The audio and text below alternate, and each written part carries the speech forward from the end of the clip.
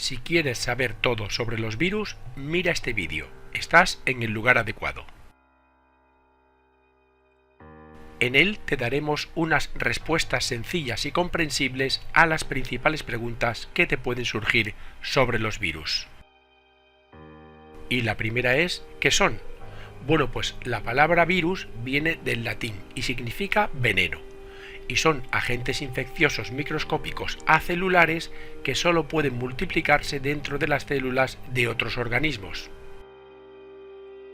Entonces, ¿son seres vivos? Pues no, pero tampoco están muertos. No se nutren, no se relacionan y para hacerse copias de ellos mismos necesitan de forma obligatoria la intervención de una célula. ¿Y qué tamaño tienen? Pues son demasiado pequeños para poder ser observados con ayuda de un microscopio óptico, por lo que se dice que son submicroscópicos. Para poder verlos hay que utilizar microscopios electrónicos que permiten aumentos de hasta 100.000 veces el tamaño de la muestra. ¿Cuántos tipos de virus hay?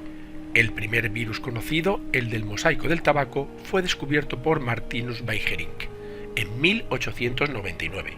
Actualmente se han descrito más de 5.000, pero algunos científicos opinan que podrían existir millones de tipos diferentes.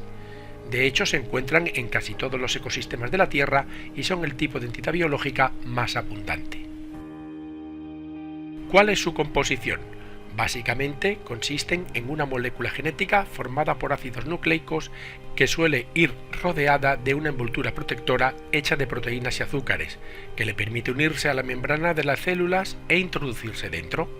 Algunos tienen envoltura y otros no, pero todos carecen de núcleo. ¿Y de dónde evolucionaron? Bueno, pues el origen evolutivo de los virus es incierto.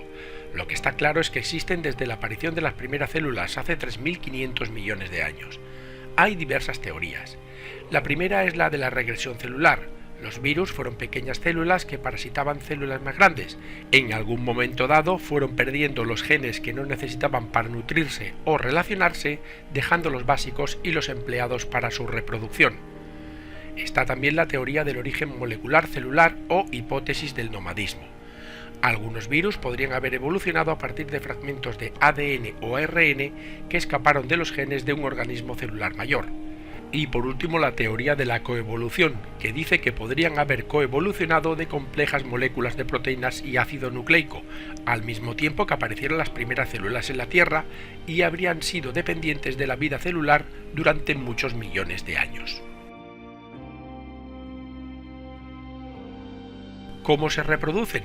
Pues solo pueden hacerlo en el seno de células vivas empleando su metabolismo, por tanto son parásitos. Vamos a explicar el proceso.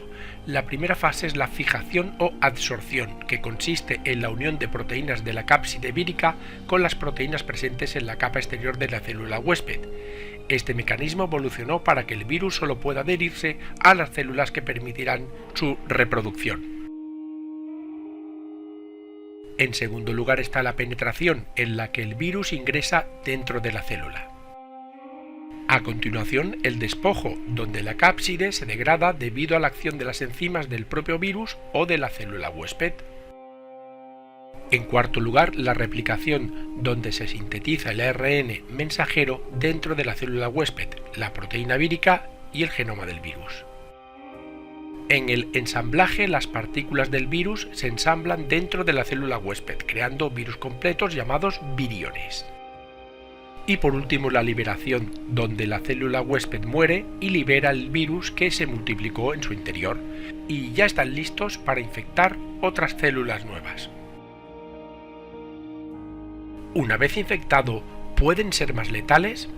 Bueno, pues una vez están dentro de la primera célula humana, un virus puede generar hasta 100.000 copias de sí mismo en menos de 24 horas. Normalmente, en cada copiado que hace el virus de su secuencia genética se producen erratas o mutaciones, y existe el miedo de que en una de las millones de veces que el virus se multiplica gane una mutación que le dé una nueva capacidad, por ejemplo, más letalidad, pero esto es muy inusual porque los virus suelen cambiar a mejor. Porque si se volviesen más letales perderían la posibilidad de que el infectado siga haciendo vida normal, se mueva e infecte a más personas. Por eso el proceso de evolución suele favorecer que los virus se hagan cada vez menos virulentos.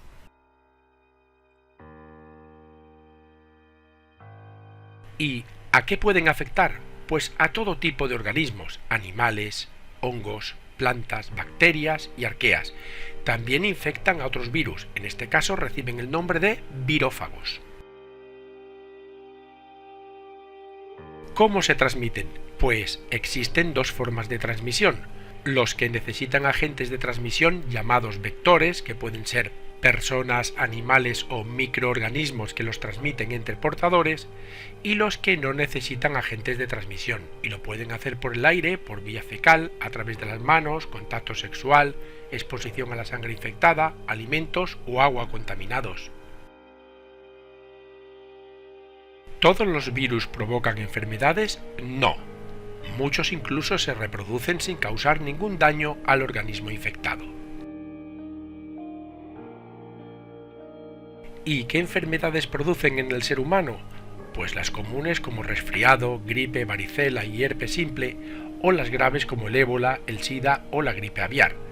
Hay enfermedades que no las provocan los virus, sino otros agentes infecciosos como las bacterias, hongos o protozoos.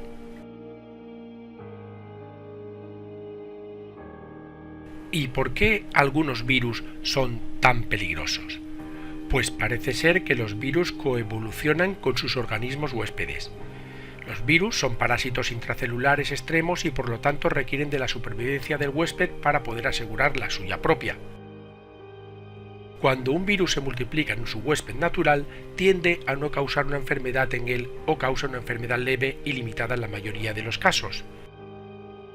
Varios de los virus conocidos producen enfermedades graves solo cuando infectan organismos diferentes de sus huéspedes naturales.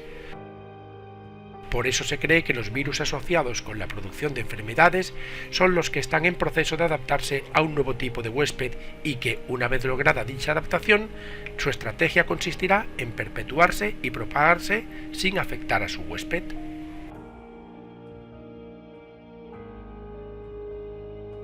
¿Por qué hay cada vez más enfermedades raras? La aparición de patógenos emergentes es cada vez más frecuente debido a las actividades humanas. Uno de los casos que mejor lo ilustra es el SIDA.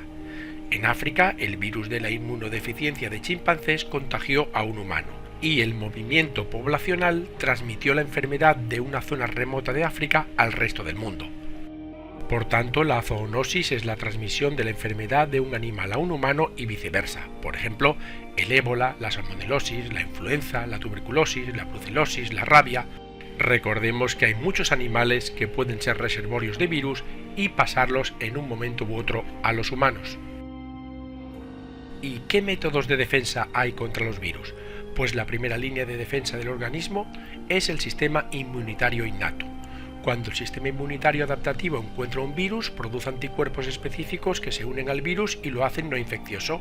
A esto se le denomina inmunidad humoral. Una segunda línea de defensa es la inmunidad celular y consiste en las células inmunitarias conocidas como linfocitos T. Las células del organismo constantemente muestran cortos fragmentos de sus proteínas en la superficie celular. Si un linfocito T reconoce en una célula un fragmento sospechoso de ser viral, la destruye y a continuación se produce una proliferación de los linfocitos T específicos para ese virus. Y por cierto, los antibióticos no tienen efecto sobre los virus, pero se han desarrollado medicamentos antivirales para tratar infecciones potencialmente mortales. ¿Cómo prevenirlos? Mediante vacunas, medicamentos antivirales, medidas higiénicas y sobre todo evitar el contacto con contagiados. ¿Se pueden usar como armas? Pues en teoría sí. Los virus han causado epidemias devastadoras a lo largo de la historia de la humanidad. Ya en 1396 los mongoles lanzaron con catapultas cadáveres afectados por la peste negra sobre la ciudad de Cafa, ubicada en la península de Crimea. Evidentemente la preocupación es ahora mucho mayor ya que disponemos de una tecnología infinitamente superior. Dicha preocupación aumentó sobre todo después de que se consiguiera recrear el virus de la gripe española en un laboratorio. El virus de la viruela, por ejemplo, que solo en el siglo XX mató a 300 millones de personas, fue erradicado en 1980. Actualmente solo existe en varios laboratorios seguros en diversos lugares del mundo, y los temores de que pueda ser utilizado como arma no están totalmente infundados. La vacuna de la viruela no es segura y durante los años anteriores a su erradicación cayó más gente enferma como resultado de la vacunación que por la propia viruela. Por tanto, ya no se vacuna. Por eso, gran parte de la población humana actual casi no tiene resistencia a este virus. ¿Qué diferencia hay entre brote, pandemia o epidemia? Un brote epidémico es una clasificación usada en la epidemiología para denominar la aparición repentina de una enfermedad debida a una infección en un lugar específico y en un momento determinado. Este se cataloga como epidemia cuando una enfermedad se propaga activamente debido a que el brote se descontrola y se mantiene en el tiempo. De esta forma aumenta el número de casos en un área geográfica concreta. Para que se declare el estado de pandemia se tienen que cumplir dos criterios: que el brote epidémico afecte a más de un continente y que los casos de cada país ya no sean importados sino provocados por transmisión comunitaria. Y esto ha sido todo. Muchas gracias por escucharme y espero que te haya servido de ayuda. Para más información entra en yucam.com.